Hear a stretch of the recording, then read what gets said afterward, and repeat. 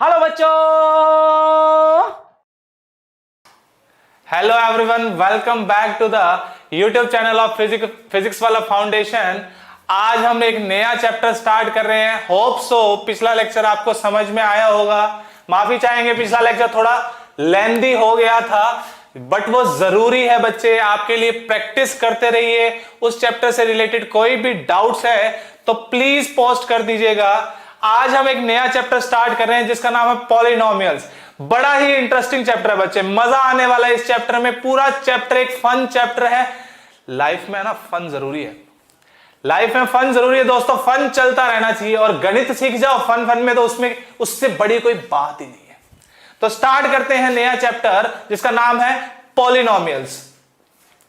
देखिए ध्यान से, इस चैप्टर में, इस लेक्चर में हम क्या क्या पढ़ेंगे। पहले हम बात करेंगे पॉलिनोमियल्स के बारे में, इंट्रोड्यूस करेंगे उनको, पॉलिनोमियल्स होते क्या चीज हैं। उसके बाद बेटा डेफिनेशन की बात करेंगे।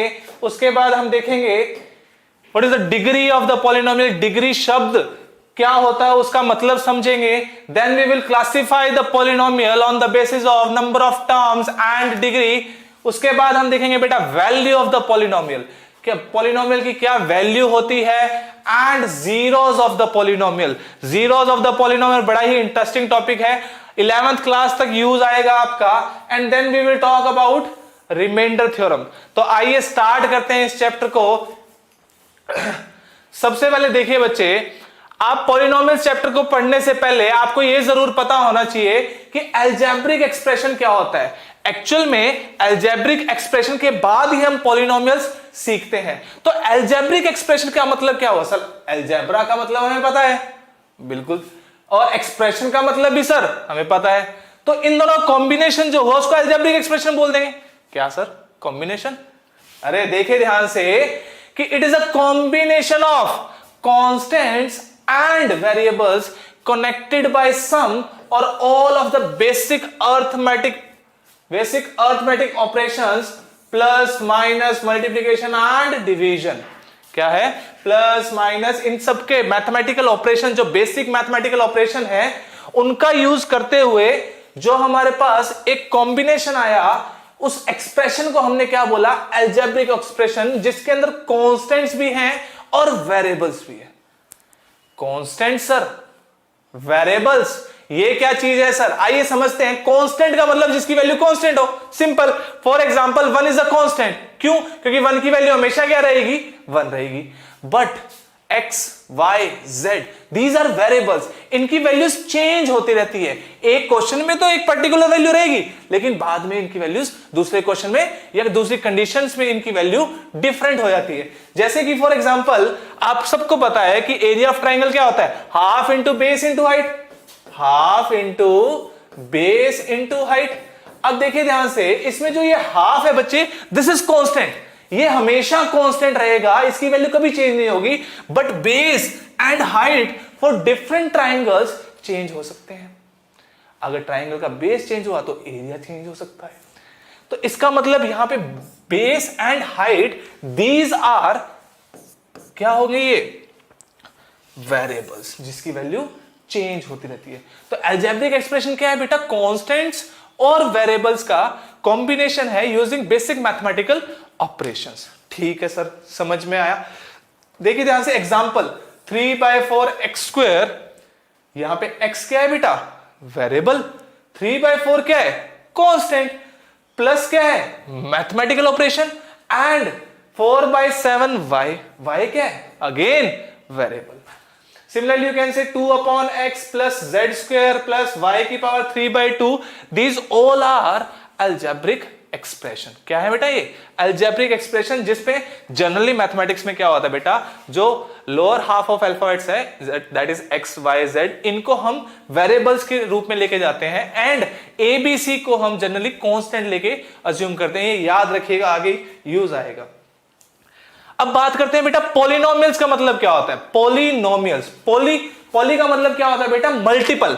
एंड नोमियल्स का मतलब क्या होता है बच्चे? टर्म्स। क्या होता है? टर्म्स। इसका मतलब क्या हुआ सर? ये तो मल्टीपल टर्म्स लिखी हुई है। क्या लिखी हुई है? मल्टीपल टर्म्स, बिल्कुल सही, मल्टीपल टर्म्स ही होती है, लेकिन कुछ कंडीशन होती है। अब वो कंडीशन क्या होती है उसको समझते हैं। देखिए ध्यान से, a polynomial is an algebraic expression in which variables involved have only non-negative integral exponents। क्या? non-negative integral exponents।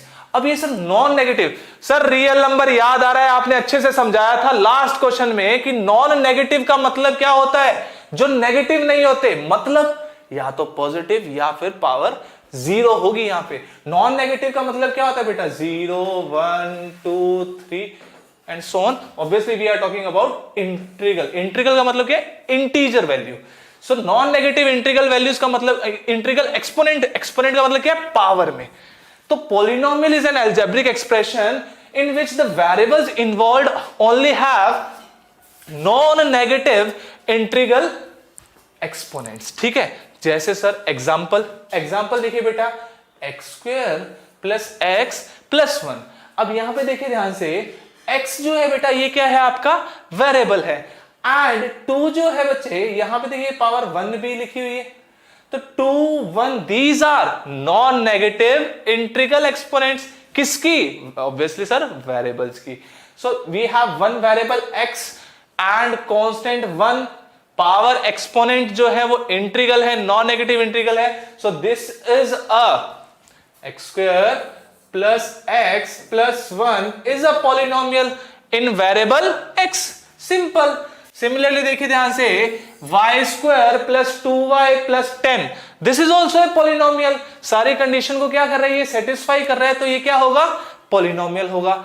अब देखिए ध्यान से, बड़ा ही इंटरेस्टिंग सा चीज है, ये तो सर आपने बता दिया, ठीक है सर। ये क्या लिखा हुआ है, general form of a polynomial can be written as gx equals to, ये क्या है, an x की पावर n। ये क्या है सर, x की पावर n, x की पावर n माइनस 1। कुछ समझ में नहीं आ रहा, नहीं समझ में आ रहा, छोड़ दो, कोई बात नहीं, ना पढ़िए, आगे आ जाते हैं। छोड़ दिया, खत्म, निकल गया वो, बस। अब देखिए ध्यान से, हम दोबारा समझते हैं इसको। पॉलिनोमियल की डेफिनेशन सर हमें समझ में आ गई कि क्या होता है, वेरिएबल्स की पावर एक्सपोनेंट जो है वो क्या होना चाहिए, नॉन नेगेटिव होना चाहिए सर। नॉन नेगेटिव मतलब सर या तो पॉजिटिव होना चाहिए या फिर जीरो हो सकता है, सही है। लेकिन कुछ एक बेसिक डेफिनेशन है बच्चे, जिनको समझना ज्यादा जरूरी है। क्या सर, देखिए ध्यान से, पहली डेफिनेशन है किसकी, टर्म्स। ये टर्म्स क्या होती हैं, बहुत से बच्चों को ये नहीं पता लगता कि टर्म्स का मतलब क्या है।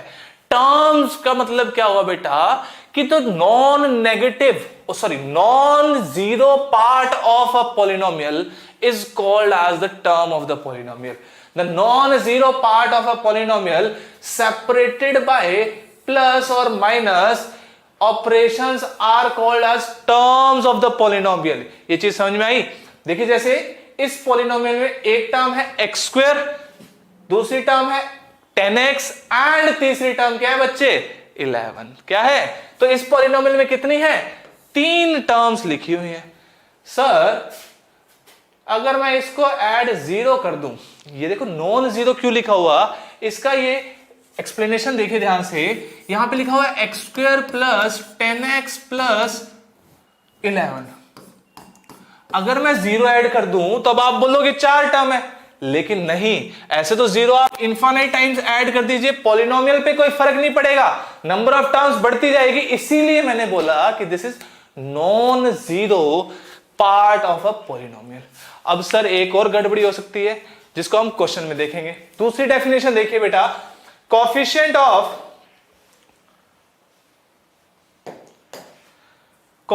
Of the terms of the polynomial. जो आपके पास टर्म है बेटा, जैसे फॉर एग्जांपल ये 10x लिखा हुआ है, ये एक टर्म है किसकी, पॉलिनोमियल की। सर यहां पे जो 10 है बेटा वो एक्चुअल में क्या है, x का कोएफिशिएंट है। किसका, इस x का कोएफिशिएंट क्या है, 10 है। सिमिलरली अगर मेरे से कोई पूछे एक्स स्क्वायर का कोएफिशिएंट क्या है, तो एक्स स्क्वायर का कोएफिशिएंट यहां पे क्या है बच्चे, 1 है। सिमिलरली मुझसे पूछे कि कांस्टेंट टर्म क्या है, तो मैं बोल दूंगा क्या होगी, 11 होगी।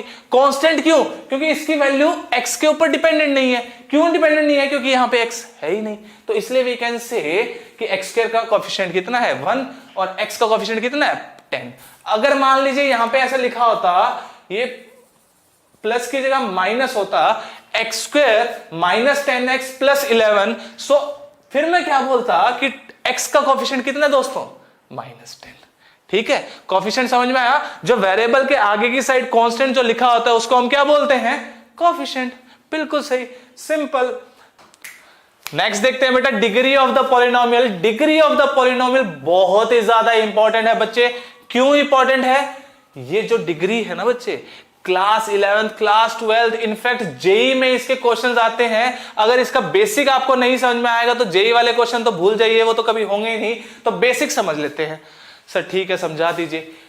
For polynomials the highest power of the variable is known as the degree of the for polynomial. हाँ सर, पॉलिनोमियल की डेफिनेशन हमें समझ में आ गई। द हाईएस्ट पावर, किसकी हाईएस्ट पावर सर? वेरिएबल की highest power is known as degree of the polynomial. इसका मतलब क्या हुआ दोस्तों? फॉर एग्जांपल यहां पे कुछ लिखा हुआ है जैसे x की power 4 plus 11x² plus 13x plus 4। तो इसमें हाईएस्ट पावर क्या है वेरिएबल की? वेरिएबल तो सर x है, यहां पे भी x है, यहां पे, तो variable is x। Highest power कितनी है? 4 है। तो हाईएस्ट पावर जो होगी वही इस केस में क्या होगी? डिग्री होगी। हम कोएफिशिएंट की बात नहीं कर रहे हैं दोस्तों। देखिए कोएफिशिएंट तो x का कोएफिशिएंट 13 है, x² का कोएफिशिएंट 11 है, x की पावर 4 का कोएफिशिएंट 1 है। कोएफिशिएंट सबसे बड़ा तो ये है, लेकिन वेरिएबल की सबसे बड़ी पावर कौन सी है? 4। तो इस केस में पॉलिनोमियल की डिग्री कितनी होगी? 4। सिंपल। नेक्स्ट देखिएगा ध्यान से, अगली लाइन में क्या लिखा हुआ है? इन case of polynomial with more than 1 variable. मतलब कि पॉलिनोमियल में एक से ज्यादा वेरिएबल हो सकते हैं दोस्तों। कैसे? समझिए। मान लीजिए एक पॉलिनोमियल लिखा हुआ है x की power 4 plus x³ plus 4x² की जगह है बेटा मैंने y² लिख दिया। तो अब इस पॉलिनोमियल में 2 वेरिएबल हैं। कौन कौन से? एक x और दूसरा y। सिमिलरली अगर मान लो 13y लिख दिया, या फिर ये भी लिख सकता हूं 13x² y³। ये भी एक पॉलिनोमियल है, but this is a polynomial in degree, sorry in 2 variables. अब इस पॉलिनोमियल की डिग्री देखते हैं ध्यान से। यहां पे तो वेरिएबल की पावर कितनी है? 4। यहां पे वेरिएबल की पावर कितनी है बच्चे? 3। यहां पे वेरिएबल की पावर 2, यहां पे वेरिएबल की पावर 1। बट यहां पे देखिए ध्यान से, वेरिएबल की पावर, एक वेरिएबल ये है, एक वेरिएबल ये है, एक की पावर 2 है, दूसरे की पावर 3 है, दोनों का सम करेंगे 5 आएगा।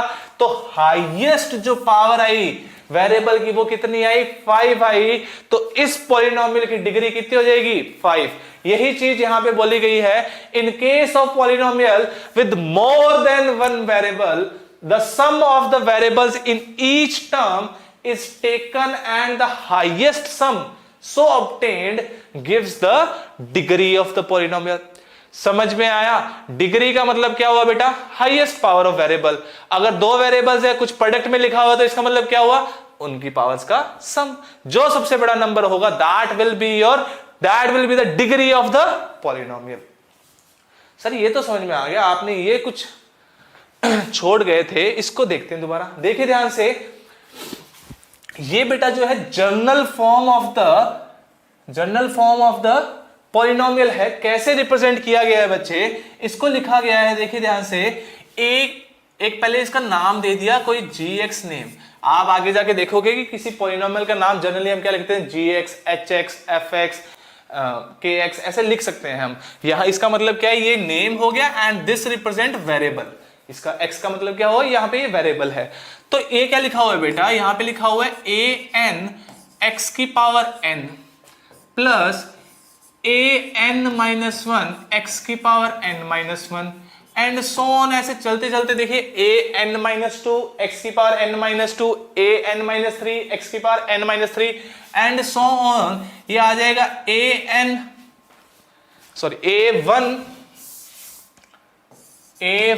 into x plus a1 into x plus a0। क्या आ जाएगा ए नॉट। ठीक है, अब देखिए ध्यान से यहां पे जो बेटा A1 A2 A3 ये सारे क्या है बेटा up to AN these are constants. क्या है बच्चे कॉन्स्टेंट्स, याद रखिएगा। मैंने आपको पहले बताया था कि जो स्टार्टिंग वाले नंबर्स होते हैं उनको हम जनरली, स्टार्टिंग वाले अल्फाबेट्स होते हैं उनको जनरली हम क्या लेते हैं बच्चे कांस्टेंट लेते हैं, और लास्ट वाले अल्फाबेट्स को हम क्या लेते हैं बच्चे वेरिएबल लेते हैं। तो देखिए ध्यान से ये A1 AN तो क्या है आपके कांस्टेंट है, and X is the variable. X क्या है बच्चे आपका वेरिएबल है। ठीक है सर, ये N क्या है सर, ये N क्या है सर, N इज बेसिकली बेटा अ नेचुरल नंबर। N क्या है यहां पे एक नेचुरल नंबर है।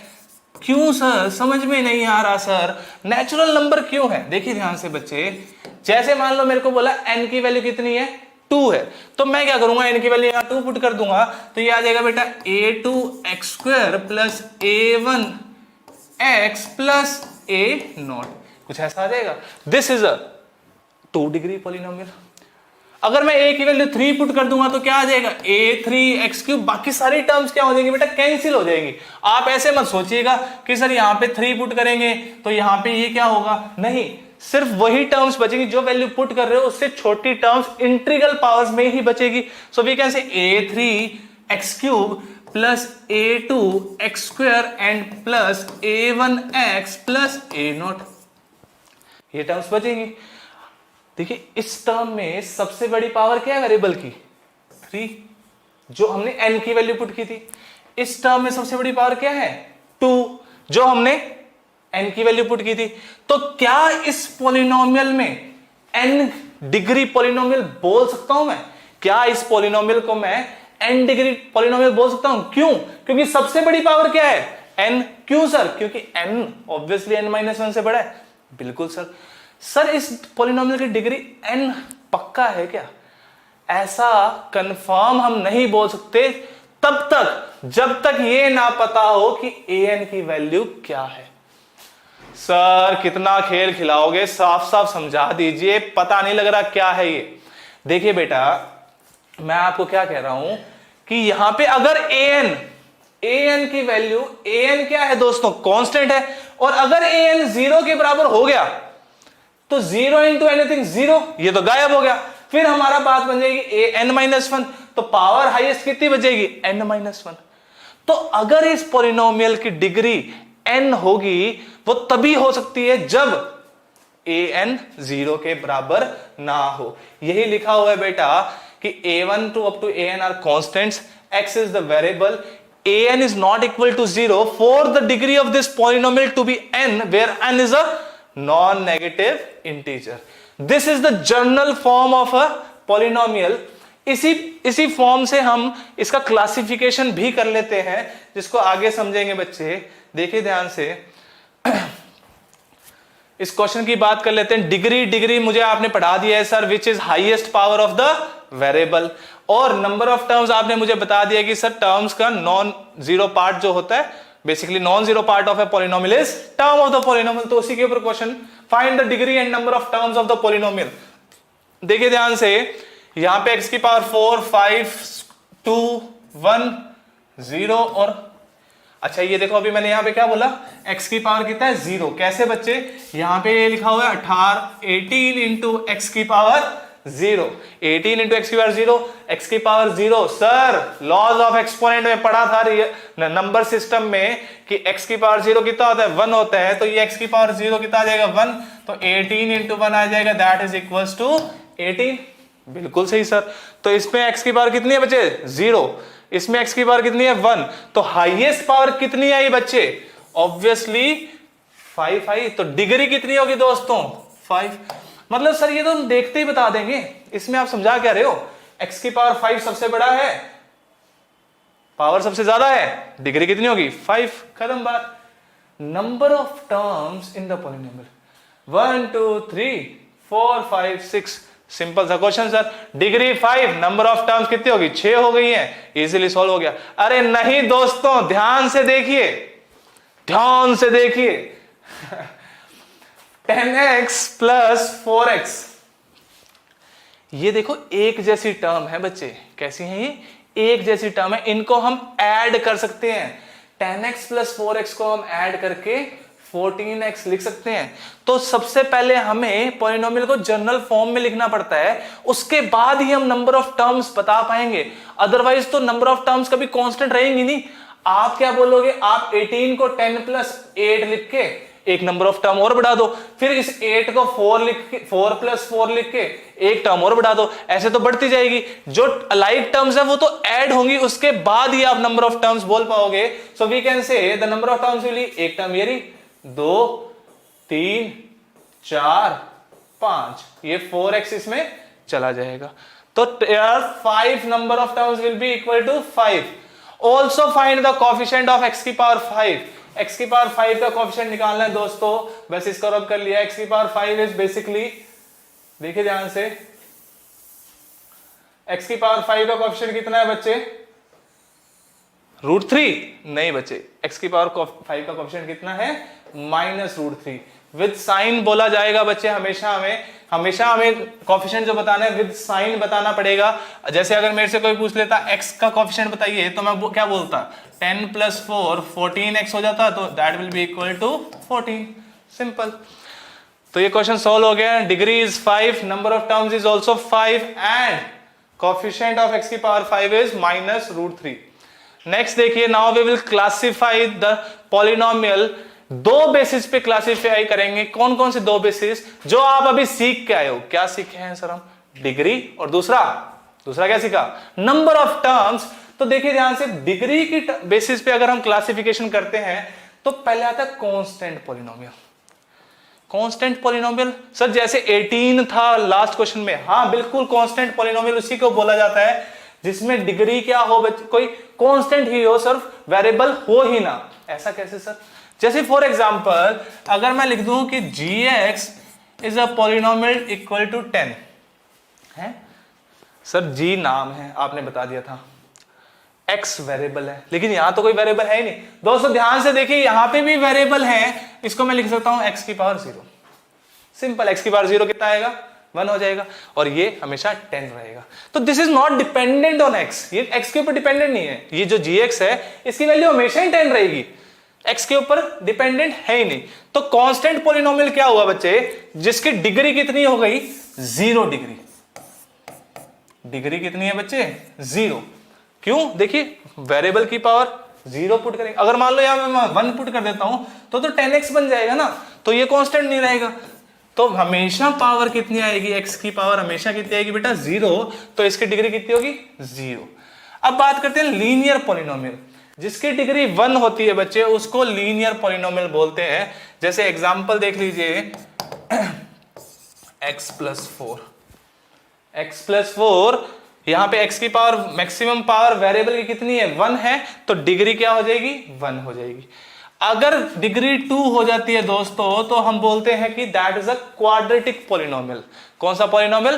Quadratic polynomial. Similarly degree will be equal to 3 in case of cubic and degree will be equal to 4 in case of biquadratic।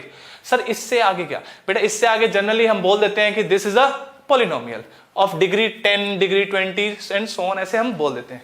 ठीक है, so this is the classification of polynomial on the basis of degree. अगर degree 0 है तो हम क्या बोलते हैं बेटा? Constant polynomial. डिग्री 1 तो लीनियर, डिग्री 2 तो क्वाड्रेटिक, डिग्री 3 तो क्यूबिक, डिग्री 4 तो बाइक्वाड्रेटिक एंड सो ऑन, ऐसे चलता रहता है। Similarly, on the basis of number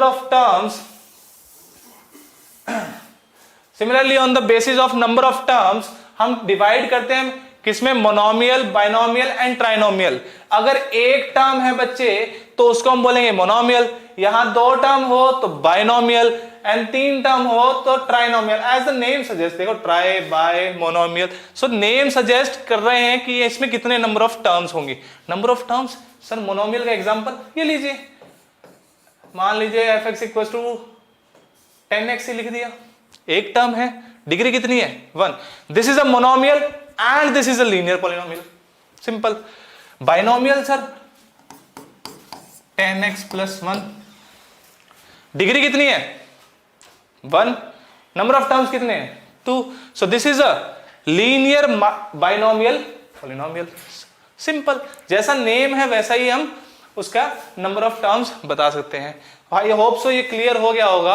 आगे देखिए, ये naming and value of the polynomial की बात करें। नेमिंग की बात हम कर चुके हैं दोस्तों।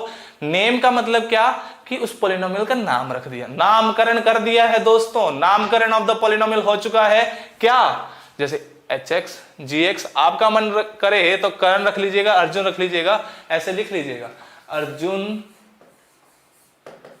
Of X is equal to 10X, तो आपको टीचर मिल जाएगा। टीचर भी आपका नंबर काट लेंगे यहाँ पे। क्यों? क्योंकि ऐसा नाम हम जनरली रखते नहीं है, हम HX GX FX ऐसे नाम ही रखते हैं बच्चे, ठीक है। तो generally we name the polynomials as PX QX GX FX और HX। दोस्तों हम जनरली ऐसे नाम रख लेते हैं। जहां पे ये जो चीज है बेटा, जो ब्रैकेट के अंदर लिखा हुआ है, वो क्या होता है, वेरिएबल होता है। अगर मान लीजिए मैंने लिखा हुआ है H ऑफ Y, इसका मतलब क्या हुआ, H ऑफ Y का मतलब हुआ दोस्तों कि Y जो है वो वेरिएबल है, इसमें X नहीं आएगा, इसमें Y जो है वो वेरिएबल है। जैसे for example H of Y equal to Y square plus 2Y, तो यहां पे वेरिएबल क्या हुआ, y हो गया। अगर ऐसा ही कुछ लिखा हुआ है h ऑफ x, y, इसका मतलब मुझे समझ में आएगा यहां x भी वेरिएबल है और y भी वेरिएबल है, ठीक है। The value of the polynomial, इसके बाद करते हैं बेटा value of the polynomial. Polynomial की क्या वैल्यू है? पॉलिनोमियल की एक्चुअल में कोई वैल्यू एज सच नहीं है। वैल्यू कैसे निकालते हैं बेटा, x की वैल्यू पुट कर देते हैं और उस x पे जो वैल्यू आती है उसी को हम बोल देते हैं वैल्यू ऑफ द पॉलिनोमियल। क्या sir? Value of the polynomial. Value of the polynomial का दोबारा समझिए दोस्तों। वैल्यू ऑफ द पॉलिनोमियल का मतलब है कि हम x की वो वैल्यू पुट कर देंगे, जो पॉलिनोमियल की वैल्यू आएगी that will be the value of the polynomial. अरे सिंपल है। कैसे सर, समझा दीजिए। देखिए ध्यान से, हमारे पास एक पॉलिनोमियल दे रखा है x³ plus 4x square minus 3x plus 1। This is the name of the polynomial. बिल्कुल सही, gx नाम रख दिया है सर, बिल्कुल सही। अब इस पॉलिनोमियल की वैल्यू निकालो दोस्तों, किस पे, x इक्वल्स टू 1 पे एंड x इक्वल्स टू 0 पे। तो पहले x इक्वल्स टू 1, तो जहां जहां x है वहां पे 1 रख दीजिए। तो इसको मैंने क्या बोल दिया, g ऑफ 1। यहां पे भी तो x था, 1 पुट कर दिया, तो 1 का क्यूब प्लस 4 इंटू 1 का स्क्वायर। जहां जहां x है वहां वहां 1 पुट कर रहा हूं, बाकी सब कुछ सेम है। बिल्कुल सही सर। 1 का क्यूब हमें पता है कितना होता है, 1 प्लस 4 माइनस 3, यहां पे minus 3 times 1 plus 1, minus 3 into 1 is 1 plus 1, 1 plus 1 2, 2 plus 4 6, 6 minus 3 is 3. So the value of this polynomial at x equals to 1 is 3. बस सिंपल सा concept. Similarly you can find the value of polynomial at x equals to 0। कैसे, x की value 0 put करेंगे, this will be 0, this will be 0, this will be 0, तो g of 0 will be equal to कितना आ जाएगा बेटा, ये constant term that is 1। Simple सा क्वेश्चन था। आगे बढ़ते हैं बच्चे, देखिएगा ध्यान से। Zero of the polynomial. अरे जीरो ऑफ द पॉलिनोमियल का मतलब क्या हुआ, एक छोटा सा पॉइंट देखिएगा ध्यान से, ये यहां पे नोट हम मिस कर गए। क्या है ये, जीरो पॉलिनोमियल। बड़ा ही इंटरेस्टिंग पॉलिनोमियल है। कैसे सर? सर हमने कांस्टेंट पॉलिनोमियल पढ़ लिया, ठीक है। कांस्टेंट पॉलिनोमियल क्या था, फॉर एग्जांपल कुछ ऐसे लिखा हुआ हो, कांस्टेंट पॉलिनोमियल 10। अगर ये कांस्टेंट ना हो के इस पॉलिनोमियल को मैंने लिख दिया g of x equal to 0, अब क्या हो रहा होगा सर? अब बड़ा ही इंटरेस्टिंग सी चीज हो रही होगी। कैसे बच्चे, देखिए ध्यान से, जब भी ये कांस्टेंट 0 हो जाता है, इस पॉलिनोमियल को हम क्या बोलते हैं, जीरो पॉलिनोमियल। Zero polynomial. ऐसा क्यों दोस्तों, समझने की कोशिश करिएगा। जब 10 इंटू एक्स था तो उसकी पावर हम 0 कर देते थे, कोई फर्क नहीं पड़ता था, हमेशा क्या आने वाला था, 10। तो क्या हम सेम चीज यहां पे भी कर सकते हैं? देखते हैं। मैं 0 इंटू एक्स की पावर 0 कर दूं, ये तो 1 हो जाएगा। 1 इंटू 0 0, तो आंसर 0 आएगा। तो सर कोई फर्क नहीं पड़ रहा। लेकिन मैं 0 इंटू एक्स की पावर 1 भी तो कर सकता हूं। एक्स की पावर 1 होगा, x की पावर 1 किससे मल्टीप्लाई हुआ, 0 से मल्टीप्लाई हुआ, तो कितना आ जाएगा, आंसर तो 0 आएगा। लेकिन यहां ये x की पावर 1 आ गया, और जैसे ही x की पावर 1 आया तो वेरिएबल की हाईएस्ट पावर कितनी हुई, 1 हो गई, और जैसे ही हाईएस्ट पावर 1 होगी तो डिग्री कितनी हो जानी चाहिए, 1। इस केस में डिग्री कितनी हो जानी चाहिए, 0। इस केस में 1। अगर मैं इसमें हाईएस्ट पावर 2 रख दूं या 3 रख दूं, 10 रख दूं, 100 रख दूं, कोई फर्क थोड़ा पड़ेगा। x की पावर 100, x की पावर 100, 0 से मल्टीप्लाई किया तो क्या हो गया, 0। तो जैसे ही मैंने देखा ये तो हमेशा ही 0 देगा, इररिस्पेक्टिव ऑफ x की पावर, कि 0 है, 1 है, 2 है, 3 है। तो इसीलिए हम बोलते हैं कि जीरो पॉलिनोमियल की डिग्री डिफाइन नहीं होती। क्या नहीं होती है, डिफाइन नहीं होती है। क्यों डिफाइन नहीं होती है, उसका रीजन मैंने बता दिया। So gx equal to 0 is a zero polynomial whose degree is not defined. समझ में आया, यही यहां लिखा हुआ था दोस्तों, gx zero polynomial, 0 is known as the zero polynomial and degree of the zero polynomial is not defined. Next देखते हैं बच्चे, देखिएगा ध्यान से। अभी हमने पढ़ा जीरो पॉलिनोमियल, अब हम पढ़ेंगे जीरो ऑफ द पॉलिनोमियल। दोनों में बहुत अंतर है बेटा। जीरो पॉलिनोमियल क्या हुआ, fx equal to 0, and zero of the polynomial का मतलब क्या हुआ, ऐसी वैल्यू x की जिसके ऊपर पॉलिनोमियल की वैल्यू 0 आ जाए, दैट इज 0। सर कंफ्यूजन बहुत कंफ्यूजन हो रहा है sir, zero polynomial, zero of the polynomial, difference समझ में नहीं आ रहा। देखिए जीरो ऑफ द पॉलिनोमियल समझते हैं। मान लीजिए जैसे ये पॉलिनोमियल दे रखा है x² - 5x + 6, मैंने f ऑफ 2 की वैल्यू निकाली, value of the polynomial at x equals to 2। तो जैसे ही मैंने x की वैल्यू 2 पुट की तो ये आ गया है 2 का स्क्वायर -5 × 2 + 6। 2 स्क्वायर इज बेटा 4, 4 + 6 एज इट इज, और -5 × 2 10, 4 + 6 is 10 and 10 - 10 is 0।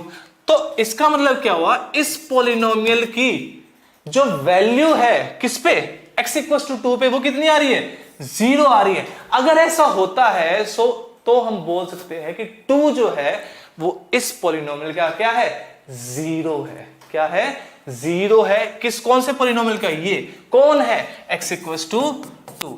The value of x for which the value of polynomial becomes 0 is known as zero of the polynomial.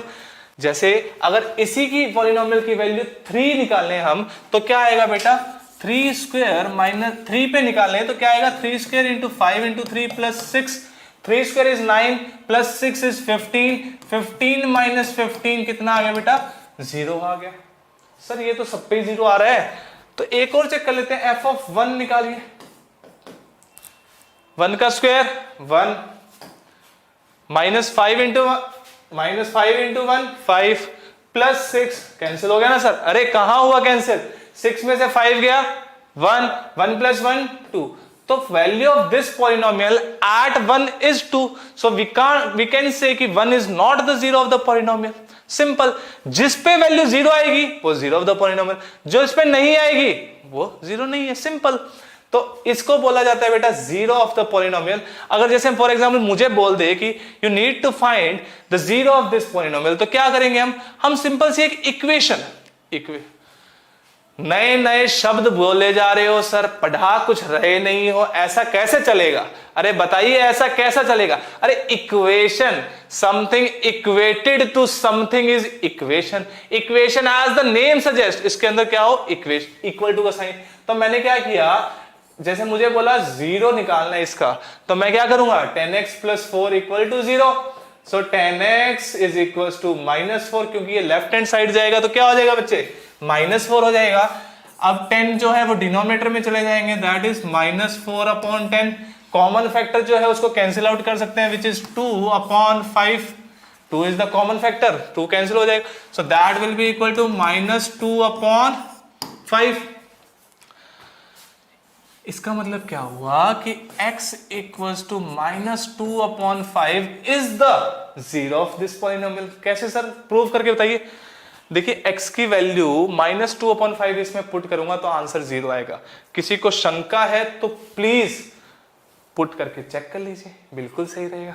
ठीक है, नेक्स्ट क्वेश्चन देखते हैं बेटा। Find the zeros of the polynomial x square plus 7x plus 12। X square plus 7x plus 12 के polynomial के zero निकालने हैं। तो इसको बेटा करने के लिए आपका ये होमवर्क है दोस्तों, हिंट दे रहा हूं, splitting the middle terms. Splitting the middle term से जीरो ऑफ द पॉलिनोमियल आ जाएगा। ठीक है, नेक्स्ट देखिए नोट, ये बहुत ही इंटरेस्टिंग चीज लिखी हुई है यहां पे। Every real number is a zero of the zero polynomial. Zero polynomial अभी तो पढ़ाया था जिसकी डिग्री नॉट डिफाइंड होती है और वो क्या होता है, हमेशा जीरो होता है, that is f x equal to zero. ये क्या कह रहा है sir, every real number is a zero of zero polynomial. ऐसे कैसे, देखिए मान लेते हैं एक जीरो पॉलिनोमियल है जी एक्स, ये आपका जीरो पॉलिनोमियल आया। अब यहां क्या कहा जा रहा है sir, every real number is a zero of a zero polynomial. Zero polynomial के इतने सारे जीरोस होंगे? हां जी, क्यों? क्योंकि देखिए ध्यान से, अगर मैं gx इसको मैं बोल सकता हूं into x, late us assume ऐसे लिखा हुआ है, पावर कुछ भी हो मुझे फर्क नहीं पड़ रहा, 1 लिख लो 10 लिख लो कोई फर्क नहीं पड़ेगा। अब देखिए कोई भी रियल नंबर पुट करें, जीरो क्या कहता है, ऐसी x की वैल्यू जिसके ऊपर फंक्शन, जिसके ऊपर पॉलिनोमियल की वैल्यू जीरो हो जाए, that is zero of the polynomial. तो जैसे ही मैंने x की वैल्यू 1 पुट की तो g ऑफ 1 क्या आ गया बेटा, 0 इंटू 1, दैट इज 0। तो वैल्यू ऑफ पॉलिनोमियल कितनी आई बेटा, 0 आई। और जैसे 0 आई तो हम बोलेंगे x equal to 1 is the zero of the polynomial. Similarly you can say for x equal to 2, जैसे ही हम पुट करेंगे g of 2 that will be equal to 0 into 2, that is 0, simple. Similarly g of 3 भी 0 होगा, g of 100, 1000, 10,000, सारे real numbers पे ये जो फंक्शन, ये जो पॉलिनोमियल है वो क्या आ जाएगा, 0 आ जाएगा। So we can say every real number is a zero of the zero polynomial. ठीक है सर, नेक्स्ट देखिए ध्यान से, a non zero constant polynomial has no zeros. अब ये नॉन जीरो कांस्टेंट पॉलिनोमियल कौन सा होता है, जैसे हम मान लेते हैं कि एफ एक्स इक्वल टू 10, इसमें डिग्री कितनी होती है सर, 0 होती है। तो इसको हम क्या लिख सकते हैं, x की पावर 0। क्या ये कभी वैल्यू 0 देगा, बिल्कुल नहीं। क्यों, x की वैल्यू मान लीजिए 1 पुट की तो 1 की पावर 0, 1 की पावर 0 इंटू 10, 10। 2 की अगर 2 पुट की तो 2 की पावर 0 इंटू 10, 10। 3 की पावर 0 1 हो जाएगा, 4 की पावर 0 1 हो जाएगा, 100 की पावर 0 1 हो जाएगा। हमेशा वैल्यू क्या रहेगी, 10 रहेगी, कभी चेंज होगी नहीं। तो इसका कोई भी 0 नहीं होता है। चलिए आगे बढ़ते हैं बेटा, नेक्स्ट देखते हैं डिवीजन ऑफ द पॉलिनोमियल। देखिए ध्यान से, हमें डिवीजन करना है किसका, इस पॉलिनोमियल का इस दूसरे पॉलिनोमियल से। तो लॉन्ग डिवीजन मेथड से स्टार्ट करते हैं बच्चे। देखिए ध्यान से, क्या लिखा हुआ है यहां पे, ये लिखा हुआ है sir 3x square plus 4x plus 1, इतना ही लिखा हुआ है, बिल्कुल सिंपल सा क्वेश्चन है। ये लिखा हुआ है सर x प्लस 2। पहले ये चीज समझिए सर, यहां पे डिग्री कितनी है, डिग्री सर ये तो 1 है, बिल्कुल सही, क्योंकि हाईएस्ट पावर कितनी है 1। लेकिन सर इसमें डिग्री कितनी है, इसमें डिग्री कितनी है 2 है, हाईएस्ट पावर कितनी है 2, बिल्कुल सही। अब देखिए ध्यान से, मैं किस नंबर से या किस से मल्टीप्लाई करूं कि ये जो टर्म है वो ये बन जाए। तो अगर मैं x को 3x से मल्टीप्लाई करता हूं तो ये 3x स्क्वायर आ जाएगा, ये आप लोगों ने सीखा हुआ है। सो सबसे पहले मैं 3x से मल्टीप्लाई करता हूं बच्चे, तो पहली टर्म क्या आएगी 3x square, 3x into this term plus 6x, 3 into 2 6, x into 1 6x, subtract, ये तो कैंसिल आउट हो गया। यहां क्या बचा, 4x में से 6x सब्ट्रैक्ट हो गया तो कितना आ जाएगा -2x and 1 as it is. Now अगर मैं बात करूं -2 से मल्टीप्लाई कर दूं, किससे मल्टीप्लाई किया, -2 से, so -2 into x -2x, -2 into 2 -4, sign change होगा, ये कैंसिल आउट हो गया और ये 5। ये एक्चुअल में क्या है, रिमाइंडर। इसको क्या बोलते हैं बेटा? रिमाइंडर। ये क्या है आपका? कोशेंट। ये क्या है आपका? Divisor. And this is basically क्या है बच्चे? This is your dividend. तो यहां से मेरे पास एक रिजल्ट आता है कि डिविडेंड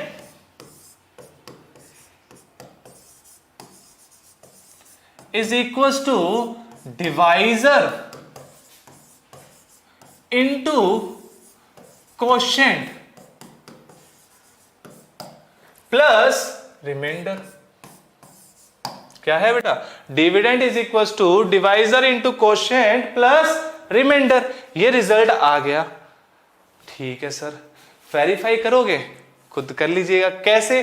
जो पिछला क्वेश्चन लिखा हुआ है, ये जो चीज लिखी हुई बेटा, ये आपका क्या है? डिविडेंड है। इस डिविडेंड को इससे मल्टीप्लाई करिएगा। ये क्या है? कोशेंट है। इसमें आप रिमाइंडर ऐड कर दीजिएगा तो आपके पास जो बनेगा that will B 3x square plus 4x plus 1 which is your dividend. तो आपका ये रिजल्ट भी वेरीफाई हो जाएगा। नेक्स्ट क्वेश्चन देखते हैं बेटा। x की पावर 4 डिवाइड करना है, लिखा हुआ है तो डिवाइड कर देते हैं। x की power 4 plus 3x cube plus 4x plus 3 को डिवाइड करना है बच्चे किससे? x प्लस 1 से। यहां पे आपका डिविडेंड क्या है? ये नंबर। डिवाइजर क्या है? ये x प्लस 1। तो सबसे पहले किससे मल्टीप्लाई करोगे आप? x की पावर 3 से। तो यहां क्या आ जाएगा? x की power 4 plus x cube. Sign change होंगे, ये कैंसिल आउट हो जाएगा दोस्तों। और यहां पे क्या आएगा? 3x cube minus x cube is 2x cube plus 4x as it is plus 3 as it is. किससे मल्टीप्लाई करूं? ऑब्वियसली सर 2x स्क्वायर से मल्टीप्लाई करोगे तो ये क्या आ जाएगा? 2x cube plus 2x square. Sir ये दूर क्यों लिखा है? क्योंकि यहां ऊपर x स्क्वायर की टर्म है ही नहीं। साइन नेगेटिव हो जाएगा, इसका भी नेगेटिव हो जाएगा, ये कैंसिल आउट हो जाएगा। माइनस 2x क्यूब बचेगा एक तो बच्चे, और क्या बचेगा? प्लस 4x बचेगा प्लस 3। बिल्कुल सही सर। इसको फर्दर डिवाइड करूंगा, किससे मल्टीप्लाई किया मैंने? अच्छा, -5 माइनस, ये क्या बचेगा बेटा यहाँ पे? -2x स्क्वायर बचेगा, x स्क्वायर बचेगा, उसके बाद प्लस 4x बचेगा एंड 3 बचेगा। ठीक है, तो जैसे ही मैंने इसको मल्टीप्लाई किया, किससे मल्टीप्लाई करूंगा अब? -2x से मल्टीप्लाई कर दूंगा। जैसे ही -2x से मल्टीप्लाई किया तो कितना आ जाएगा? -2x square. -2x को 1 से मल्टीप्लाई किया तो -2x। साइन चेंज हो जाएंगे बेटा, ये कैंसिल आउट हो गया। 4x प्लस 2x कितना आ जाएगा बेटा? 6x और एक 3 एज इट इज बच जाएगा। अब किससे मल्टीप्लाई करें? ऑब्वियसली सर 6 से मल्टीप्लाई कर दीजिए। प्लस 6 से मल्टीप्लाई कर दिया तो क्या आ जाएगा? 6x plus 6। साइन चेंज होंगे, ये कैंसिल आउट हो गया और यहां क्या बचेगा? 3 माइनस 6 इज -3। तो ये -3 आपका क्या हुआ? रिमाइंडर हुआ। ये चीज जो लिखी हुई है वो क्या है बेटा? कोशेंट है। This is dividend and this is divisor. समझ में आया? यही आपका क्वेश्चन था कि रिमाइंडर निकालिए। लेकिन सर क्या हम हमेशा इतना लंबा मेथड करेंगे? बिल्कुल नहीं दोस्तों। एक स्मार्ट तरीके से भी आप रिमाइंडर निकाल सकते हो जब आपका जो ये डिवाइजर है वो एक लीनियर पॉलिनोमियल हो, तो एक स्मार्ट वे भी है और उस स्मार्ट वे को क्या बोलते हैं? Remainder theorem. तो आइए समझते हैं रिमाइंडर थ्योरम क्या होता है और उसके बाद इसी क्वेश्चन को उस थ्योरम से करके देखेंगे। अभी तक हमने क्या सीखा कि dividend is equal to divisor into quotient plus remainder. ये होता है। ये चीज तो सर रियल नंबर्स में भी होती है। रियल नंबर्स मतलब सर नंबर सिस्टम में जैसे हमने पढ़े नंबर्स, तो जो रियल नंबर्स हैं, मान लीजिए 21 को मैं 4 से डिवाइड कर रहा हूं। 21 को मैं 4 से डिवाइड कर रहा हूं। 21 क्या हुआ बेसिकली आपका? 21 क्या हो गया sir? 21 will be equal to dividend. इसको डिवाइड किया जा रहा है तो इसका क्या होगा? डिविडेंड। किससे डिवाइड किया जा रहा है? 4 से। तो कितना आएगा? देखिए ध्यान से, 21 को मैं 4 से डिवाइड करूं तो क्या आता है बेटा? देखिए ध्यान से, 4 into 5 times is 20, remainder is 1। सही कह रहे हो। 4 आपका क्या हो गया बेटा, डिवाइजर। कोशेंट क्या हो गया आपके पास, 5। रिमाइंडर क्या हो गया, 1। डिविडेंड क्या हो गया, 21। ये चीज समझ में आई। This is 21, this is 4 divisor, 5 quotient and 1 remainder. बिल्कुल सही। सर एक चीज नोट करने वाली है कि रिमाइंडर जो है वो डिवाइजर से हमेशा क्या आएगा, छोटा है। ऑब्वियस सी बात है। अगर मान लीजिए बाई चांस यहां पे 5 बचा होता तो मैं क्या करता, 4 1 टाइम 4 करके सब्ट्रैक्ट कर देता और एक रिमाइंडर बच जाता। तो इसका मतलब क्या हुआ कि हम क्या बोल सकते हैं, ये जो रिजल्ट है ये पॉलिनोमियल्स में हमने चेक किया कि px is equals to gx into qx plus rx, where rx is the remainder, qx is the quotient, gx is the divisor and px क्या है, डिविडेंड। बिल्कुल सही सर।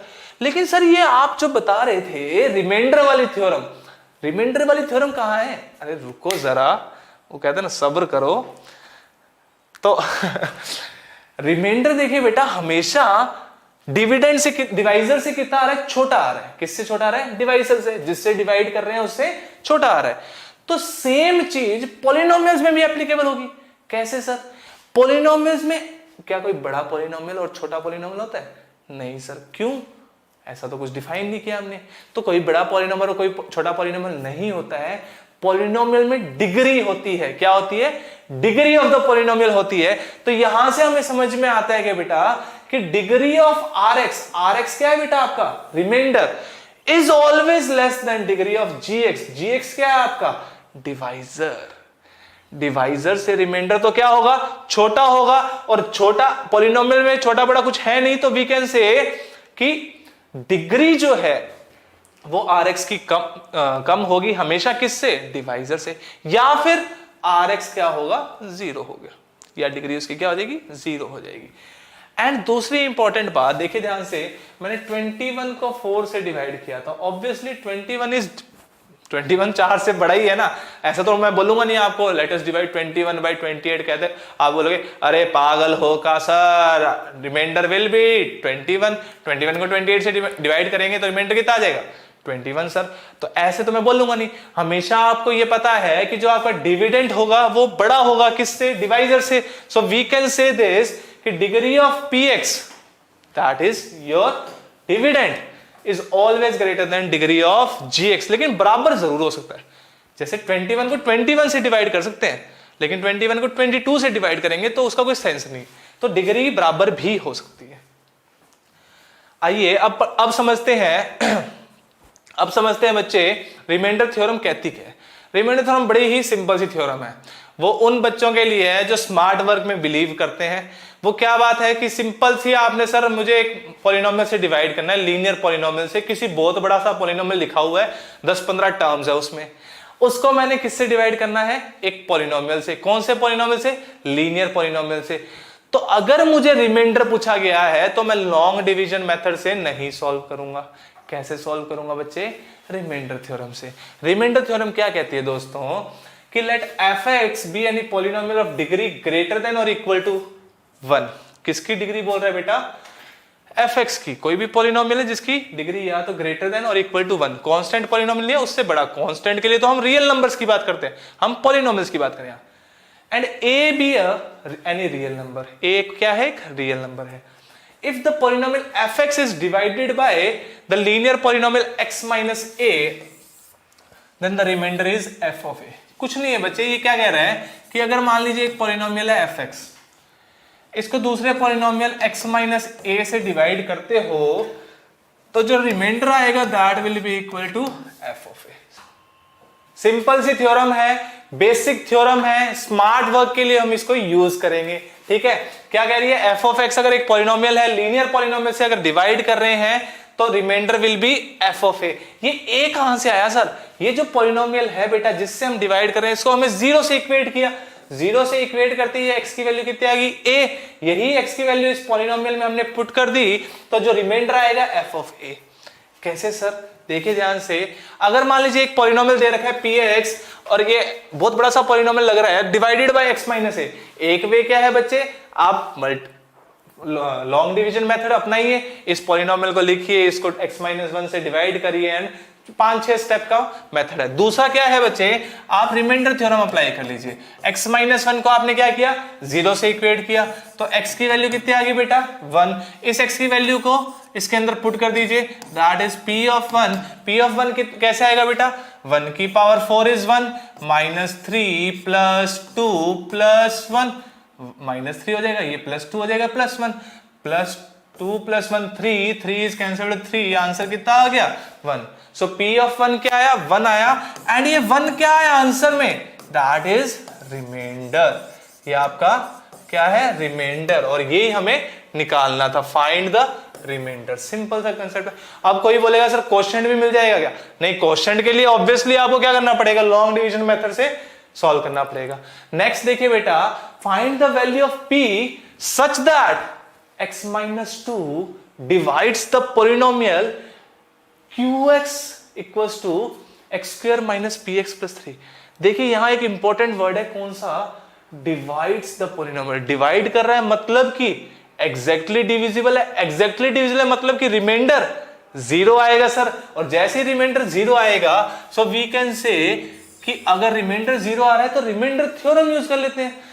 x-2 से डिवाइड कर रहे हो, x-2 को 0 से इक्वेट किया तो x की वैल्यू 2 आ गई, तो अगर मैं पॉलिनोमियल में x की वैल्यू 2 पुट करूंगा तो आंसर जो आना चाहिए वो रिमाइंडर होता है, तो इसका मतलब q ऑफ 2 रिमाइंडर होना चाहिए, और रिमाइंडर कितना है 0, क्यों, क्योंकि दिस डिवाइड्स द पॉलिनोमियल, तो q of 2 equal to 0। We can say x की वैल्यू जब आप 2 पुट करोगे, दैट इज x की वैल्यू यहां पे 2 पुट की, 2 का square -2 into p + 3 should be equal to 0। Remainder क्या है 0, क्यों, क्योंकि ये डिवाइड करता है। सो वी कैन से 4 + 3 -2 टाइम्स p इक्वल टू 0, तो 7 is equal to 2p, 2 left hand side चला जाएगा तो p की वैल्यू कितनी आ जाएगी बेटा 7/2। So p is equal to 7/2 if x-2 is dividing this polynomial. Simple सा क्वेश्चन है, दिस इज द कंसेप्ट कि आपको क्वेश्चन ध्यान से पढ़ना है। बेसिकली क्वेश्चंस के अंदर ही आंसर लिखे होते हैं बच्चे, जो क्वेश्चन नहीं पढ़ता ध्यान से फिर तो खत्म है बेटा सवाल, फिर तो आप कितनी भी मेहनत कर लीजिएगा, अगर क्वेश्चन को अच्छे से नहीं पढ़ोगे तो कभी आंसर नहीं निकाल पाओगे। डिवाइड्स द पॉलिनोमियल पकड़ा और आंसर आ गया। देखिए नेक्स्ट क्वेश्चन, देखिए बड़ा ही इंटरेस्टिंग सा क्वेश्चन है, बहुत ही अच्छा क्वेश्चन लग रहा है सर, 3-4 लाइन लिखे हैं, कुछ तो खतरनाक सा कर रहे हो, पता नहीं लग रहा, कंफ्यूज हो गए हैं। When a polynomial fx is divided by x-3, अच्छा ठीक है सर, x+6 से भी, एक बार x-3 से किया, एक बार x+6 से किया, बिल्कुल सही सर। तो रिमाइंडर क्या आ रहा है 7 आ रहा है और 22 आ रहा है, बिल्कुल सही sir. What is the remainder when fx is divided by x-3 into x+3? बड़ा ही इंटरेस्टिंग क्वेश्चन है भाई, बहुत ही अच्छा सवाल है, देखिए ध्यान से। मुझे ये स्टेटमेंट किस लिए दी है वो मुझे निकालना पड़ेगा क्वेश्चन से। मेरे को बोला x-3 से पॉलिनोमियल को डिवाइड किया, कौन से पॉलिनोमियल को, f ऑफ x को। किससे डिवाइड किया बेटा, 3x-3 से। इसका मतलब अगर मैं x-3 को 0 से इक्वेट करूंगा तो x की वैल्यू कितनी आएगी दोस्तों 3। तो अगर मैं f के अंदर जो x है उसमें 3 पुट कर दूंगा तो f of 3 will be remainder, क्योंकि रिमाइंडर थ्योरम यही बोलती है। तो f ऑफ 3 कितना आया बच्चे, रिमाइंडर के बराबर, और रिमाइंडर कितना है 7, तो f ऑफ 3 की वैल्यू कितनी होगी 7। एंड f ऑफ सिमिलरली जब x+6 को 0 से इक्वेट करूंगा दोस्तों, एक वैल्यू तो ये आ गई आपके पास। सिमिलरली जब मैं x+6 को 0 से इक्वेट करूंगा दोस्तों तो क्या आएगा, x इक्वल्स टू -6, तो f ऑफ -6 कितना हो जाएगा बेटा 0। नहीं 0 क्यों, रिमाइंडर तो दे रखा है सर, क्या दे रखा है रिमाइंडर 22, तो f ऑफ -6 कितना हो गया बेटा 22। अब देखिए क्वेश्चन बड़ा इंटरेस्टिंग हो जाता है। मुझे पता है कि जो fx है that is our dividend is equals to divisor. अब आपका डिवाइजर चेंज कर दिया है, क्या है डिवाइजर, x-3 इंटू x+6। अब कुछ ना कुछ क्वोशिएंट आ रहा होगा दोस्तों, तो इंटू क्वोशिएंट, प्लस कुछ ना कुछ रिमाइंडर भी आ रहा होगा, प्लस रिमाइंडर। अब देखिए ध्यान से, एक मैंने आपको टर्म बताई थी क्या, कि रिमाइंडर की डिग्री हमेशा डिविडेंड की डिग्री से कम होती है। सर गलत बोल रहे हो, डिविडेंड की डिग्री से नहीं, डिवाइजर की डिग्री से कम होती है। बिल्कुल सही, रिमाइंडर की जो डिग्री होती है वो डिवाइजर की डिग्री से कम होती है। बिल्कुल सही सर। यहां डिवाइजर की डिग्री कितनी है, एक डिग्री ये रही और दूसरी डिग्री ये रही। डिवाइजर की डिग्री कितनी है 2। जब इसको मैं मल्टीप्लाई करूंगा तो ऑब्वियसली एक्स स्क्वायर की टर्म बनेगी, डिवाइजर की डिग्री कितनी होगी 2। तो रिमाइंडर की डिग्री मैक्सिमम कितनी हो सकती है दोस्तों, 1 हो सकती है, क्योंकि रिमाइंडर की डिग्री तो हमेशा कम होती है। तो या तो रिमाइंडर की डिग्री 1 होगी या फिर 0 होगी। मैंने भाई वर्स्ट केस मान लिया कि हमारा रिमाइंडर कांस्टेंट ना आके कुछ x की टर्म्स में आ रहा है, linear polynomial that is degree 1 का आ रहा है। तो let us assume remainder rx जो है वो ऐसे कुछ टाइप का ax प्लस b टाइप का, डिग्री 1 है। सिंपल मैंने लिख दिया। अब देखिए ध्यान से, तो कहना इसे f of x will be equal to x minus 3 into x plus 6 into q x plus remainder की जगह मैंने क्या पुट कर दिया बेटा, ax प्लस b। सही है सर, बिल्कुल। देखिए मान लिया अगर कांस्टेंट रिमाइंडर आएगा तो ऑब्वियसली ये वैल्यू 0 आ जाएगी। अब क्या करें सर, बस अब क्वेश्चन खत्म, फिनिश, द एंड टाइप्स। तो हमें नाम नहीं ले सकते हम, लेकिन आप लोग समझ जाते हो। 3 f ऑफ 3 की वैल्यू कितनी है बेटा 7। जैसे ही मैं f ऑफ 3 निकालूंगा बेटा, उसकी वैल्यू मुझे पता है तो इसका यूज करूंगा। तो x की वैल्यू जैसे 3 रखी, यहां पे भी 3 रखूंगा। 3 माइनस 3 0, ये पूरी term 0। 3 into a 3a plus b आ जाएगा बच्चे, और इसकी वैल्यू कितनी है आपको पता है 7। कितनी है बच्चे 7 है। सिमिलरली जब मैं f ऑफ माइनस 6 निकालूंगा तो यहां पे माइनस 6 आते ये वाली term 0, 0 into anything 0, 0 into anything 0, तो यहां पे क्या आ जाएगा बेटा माइनस 6a प्लस b, और इसकी वैल्यू कितनी है 22। 2 इक्वेशन 2 वेरिएबल सॉल्व करेंगे, आपके पास a और b का वैल्यू आ जाएगा। जैसे ही वैल्यू आएगा आपका रिमाइंडर आ जाएगा, और हमें निकालना क्या था, what is the remainder, remainder ही निकालना था। कब, जब ये इससे डिवाइड हो रहा। तो जैसे ही a और b की वैल्यू आई, इसकी वैल्यू आ गई, और यही आपने क्या अज्यूम किया था दोस्तों, रिमाइंडर। तो क्वेश्चन क्या हो जाएगा, सॉल्व हो जाएगा। यहां से a और b की वैल्यू सॉल्व कर लीजिएगा। चलिए आज के लिए इतना ही रखते हैं, नेक्स्ट क्लास में मिलते हैं दोस्तों। क्वेश्चंस करते रहिएगा, हंसते रहिएगा, मुस्कुराते रहिएगा और पढ़ते रहिएगा। Thank you very much. पढ़ाई करते रहें। All the very best.